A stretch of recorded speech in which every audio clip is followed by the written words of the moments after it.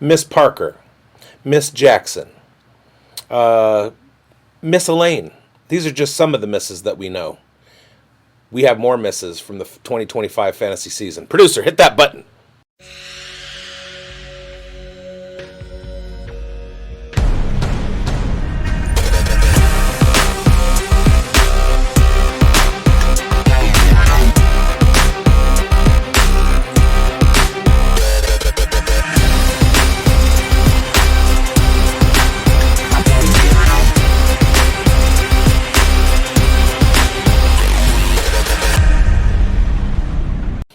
Welcome to the Fantasy Forecast with Grindberg and Bigz. I am Bigz. He is Grindberg. Schultzy on the ones and twos. If you got all of those references, you're probably as old as me. We are discussing our preseason misses, where we told you that certain guys were going to do whatever, and we made bad calls. Never wrong, just early or late. So, yeah, that's what we're here to do. This is the first part of our two-part end of the season awards ceremony show. This is our version of the Razzies, but taking accountability and presenting the Razzies to ourselves. How are you guys doing? Doing great, man. I'm glad that this show is going to be a lot shorter than our hit show because we definitely were on fire this year, but certainly some accountability needs to be taken because some of our takes weren't the greatest, and we're going to play some shorts. We're going to play some videos here to reminisce of our past and our failures, and we're going to own up to them. Schultzy, what's going on with you, buddy? Big week coming up for you, man. I'm excited to hear what is going on in your life. Well, Jags win the division, home playoff game against the Bills, and I'll be there. So let's go. We're the Millers meme. You get to go to the playoffs? Playoffs? What do you mean, man? You're the only playoff team within us three here. So, actually, we're the bottom feeders. Chiefs lost to the Raiders this week, so I don't know if it can get any worse than that. So, yeah, Rashi Rice. Everything is collapsing in Chiefs Kingdom. So, yeah. Love it. Well, we're on lows. Schultzy's on a high, so let's get us started on some bad calls we had. And, Bigz, we're going to start with one of your guys. Actually, no, Schultzy, let's do you. Okay? Let's do you because we got to get you down a peg here. So, you were pretty high on Cedric Tillman all offseason, talking him out as a breakout candidate. But same.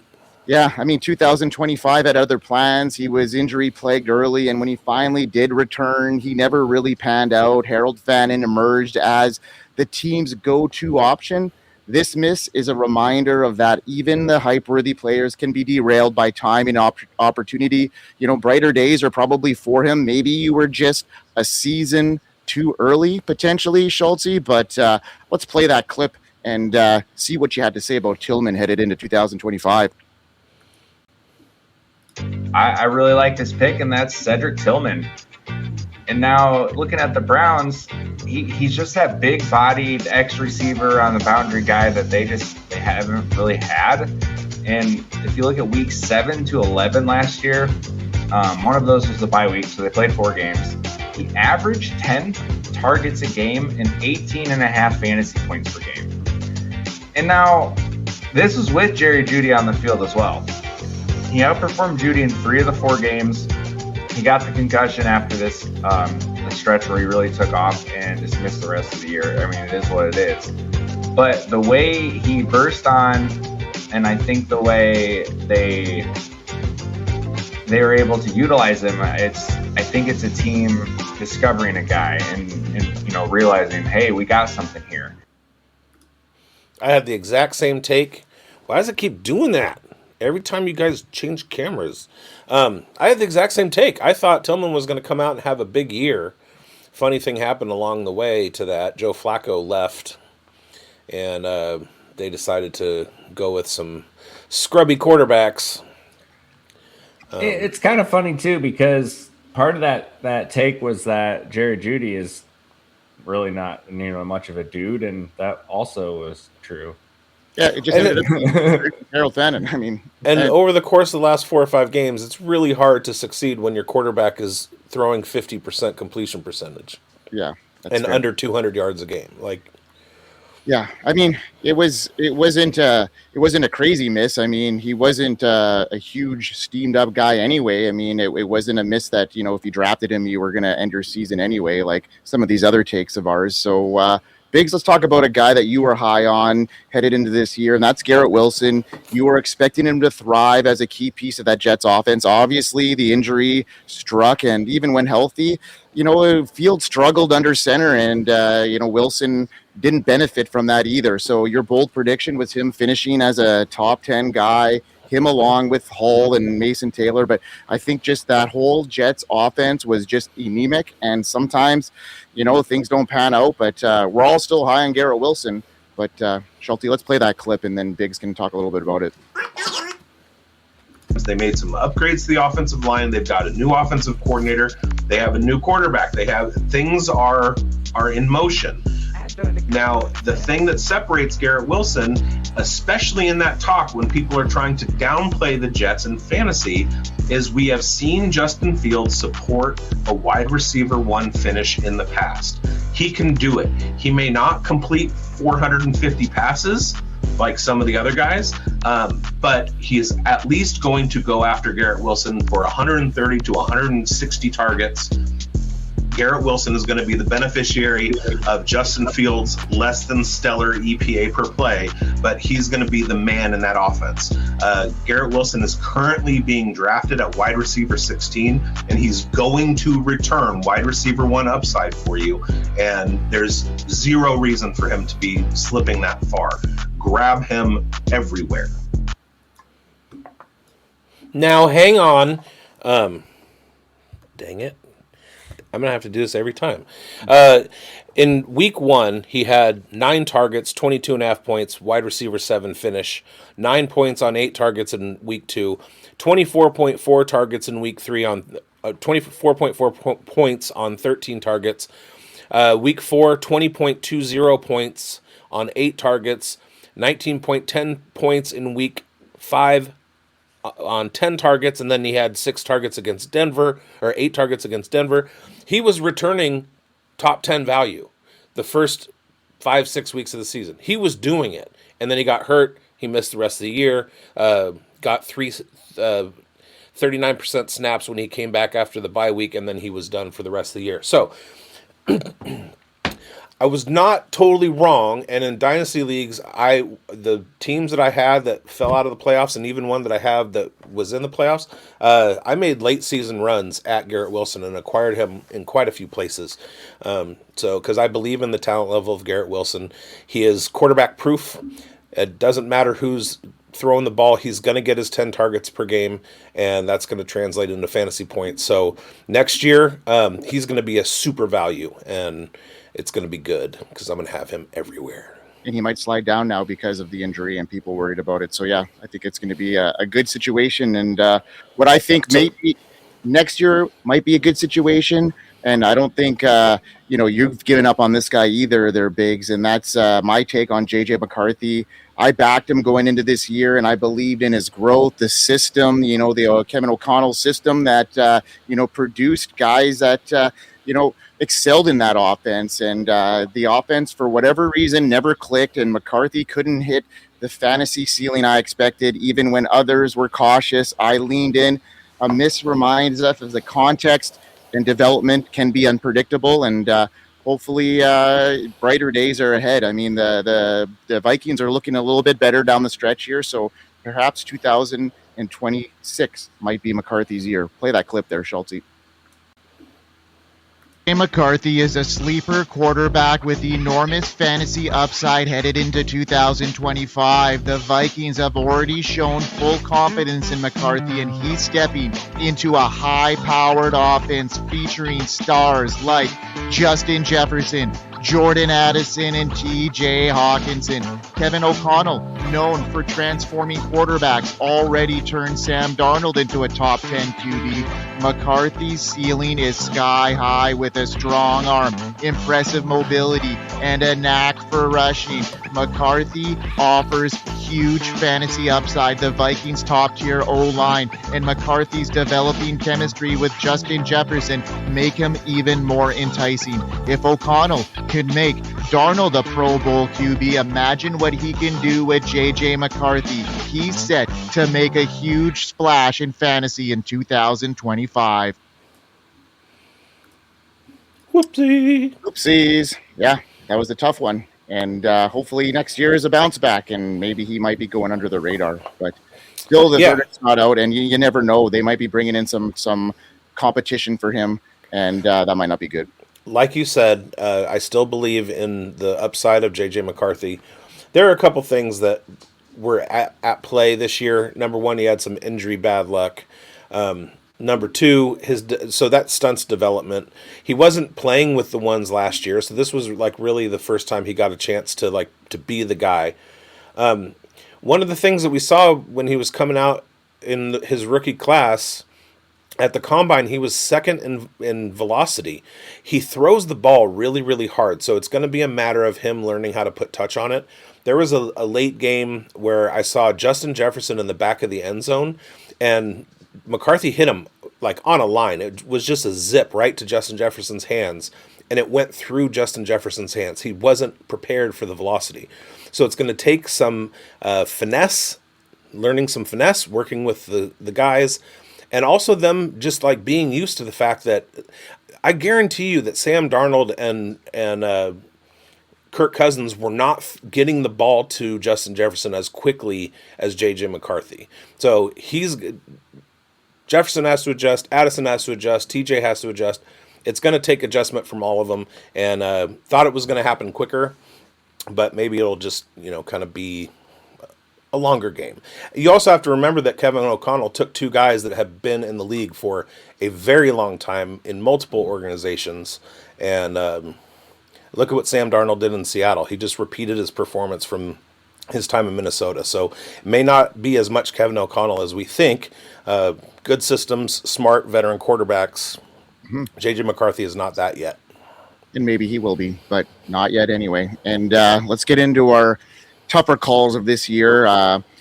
Guys that we kind of really whiffed here on. And we'll start with one of Schultzy's, and that's he was all in on Ben Sinnott headed into this year, comparing him to guys like Rob Gronkowski. And, well, let's just say that comparison might not be that great. Unless you were, comparing him to the retired Gronk. I mean, the production almost matched. But he was high on him, but it didn't translate into fantasy points. There could be something there now, with Zach Ertz on the decline. And maybe he was just a year too early. Again, Schultzy, what does that clip look like here, bud? This tight end class is good. Don't get me wrong. But what if I told you there was a tight end in the league now who caught 5 passes last season, and he could end up being the next Rob Gronkowski? I'm talking Ben Sinnott of the Washington Commanders. Sound crazy? Sure. But it's the way Sinnott moves with the ball in his hands that gives me this comp. The speed isn't going to kill you, but when he gets moving, he's just a lumbering human who isn't easy to take down. He has make-you-miss ability extremely similar to Gronk. It's nothing flashy at all, but he will find a way to get by you. In 2023, Sinnott was 6th in the NCAA among tight ends in YAC and 4th in missed tackles forced. With Ertz turning 35 and his injury history, Sinnott is one step away from becoming the second leading target getter for this Commander's offense. He's currently going for pennies compared to his 2024 rookie draft capital, and he's a player I'm targeting over any late-round rookie tight end. Not wrong, just early. Look, I'm willing to go back to the well one more year on this one. We just have it won't kill you if you do anyway.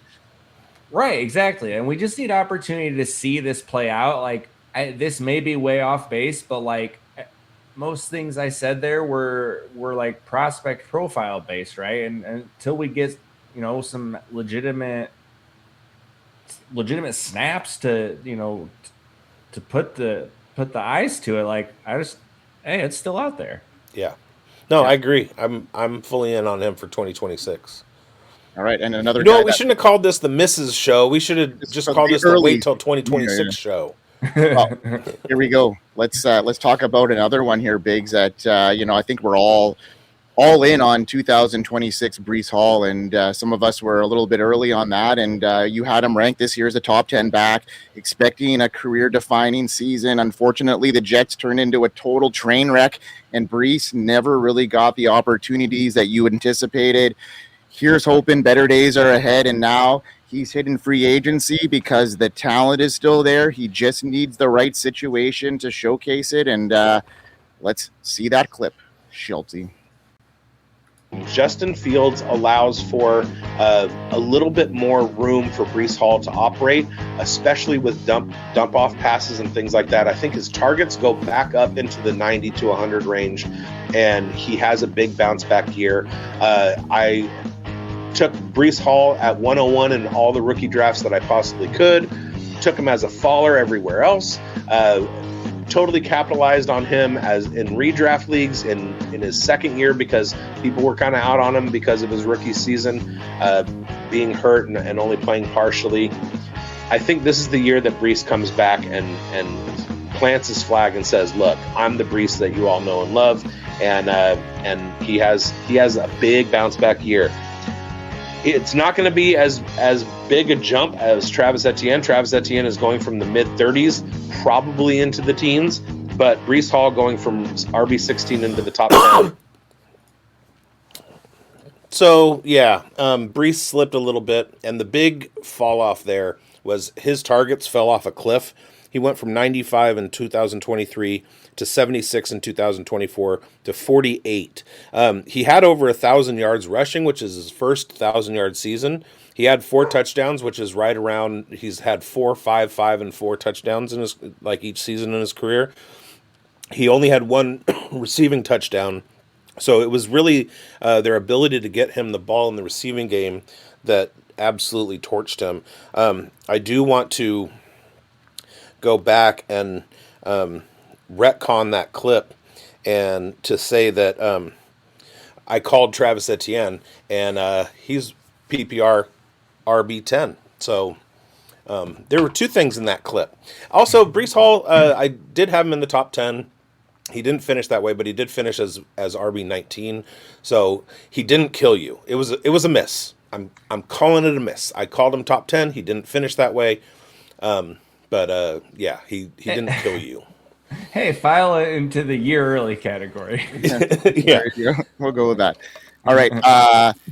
My last guy that I missed on here, and I told people to fade Jonathan Taylor, and he proved me wrong. JT had a really strong 2025. He outperformed his expectations. I still had him in the top 10, but I didn't see him in, the top 5. I thought that, that offense wasn't going to look as good early on like it did, and obviously he proved me wrong, especially in the first half of the season. Schultzy, play that clip. Jonathan Taylor still has the name recognition and the highlight potential, but his profile headed into 2025 is full of warning signs for fantasy managers. He caught just 18 passes in 2024, making him a non-factor in the receiving game, and now has missed time in 3 straight seasons, including reoccurring ankle issues, and the Colts just added DJ Giddens and Khalil Herbert, 2 early down backs who could chip away at Taylor's volume. With another year of quarterback chaos likely between Anthony Richardson and Daniel Jones, and game script becoming less run-friendly, Taylor feels more like a one-dimensional producer than a lock-in RB1. At RB7, you're paying a premium for a runner who may not own his own backfield. This isn't 2021, JT. It's more like Jonathan Timeshare. In your defense, Grindberg, for the first 10 weeks of the season, Taylor had 1, 2, 3 RB1 finishes, an RB2, four RB1 finishes, an RB2, an RB3, and what you were trying to tell people with that was maybe don't spend the draft capital. Don't take this guy in the first round. The difference between like an RB2 and an RB10, it could be 3 or 4 rounds in a draft, right? But all the people that did spend heavy draft capital to get him watched him through the fantasy playoffs. From week 12, he finishes RB28, RB18, RB20, RB20, RB17, and then against Jacksonville, he was RB12 in the championship week. So everybody who drafted him, that spent a lot of draft capital on him, that made it to the playoffs and were counting on him to get them there and to go carry him through, he didn't do that. No. I mean, he single-handedly won you multiple weeks this year. Yeah, early on, and 50 points against Atlanta. Yeah, huge game. All right, guys. Well, that's it for our Miss show. So we sweated it out. We justified why our takes were what they were. But stay tuned, folks, for our hit show, because there's some bangers there, and I'm sure some of those calls helped you win a championship. So Bigz, I do want to double down on my misses, and there was a show in which I said all 4 Jets were going to finish top 10 in their positions. None of them did, and I will wear that. I will absolutely wear that. You know, the analysis was there. The results just didn't happen. You can have a mechanically perfect swing every time you swing at the ball and still miss it. So, yep, you got it. All right. I want to pat myself on the back. Let's get out of here and do it. Yeah. Let's go. Okay, folks. Thanks for tuning in to the Fantasy Forecast. Bigz, take us home, man. Thank you for watching and following and all that stuff. I know it's the off season and things are boring, so we're trying to liven up a bit. Thanks for following us all season and hopefully winning yourself some ships. If you watched our Tuesday show, I had 7 playoff finals and I won all 7 of those leagues, and it was like a lot of the stuff, a lot of the information that I present on the show helped me through those, and I hope that you guys listened and all that stuff. Like, subscribe, hit the bell. Stick around. We've got great content all off season. I'm about to travel down to Mobile, Alabama at the end of the month to start scouting rookies in person and providing you guys with some video clips and shots and stuff. Follow me on Blue Sky. I've left Twitter, Big Boned FFB on Blue Sky. Let's get the fantasy community going on that platform, because there's a lot more fantasy stuff than there is the other stuff on Twitter. Also, Fantasy Sports Advice Network app, platform. The whole goal of that is to have a place where it's just sports. We just talk about sports. So get over there and do that too. And we hope you won. Hope you won, and we hope you win next year. Peace. We hope you won.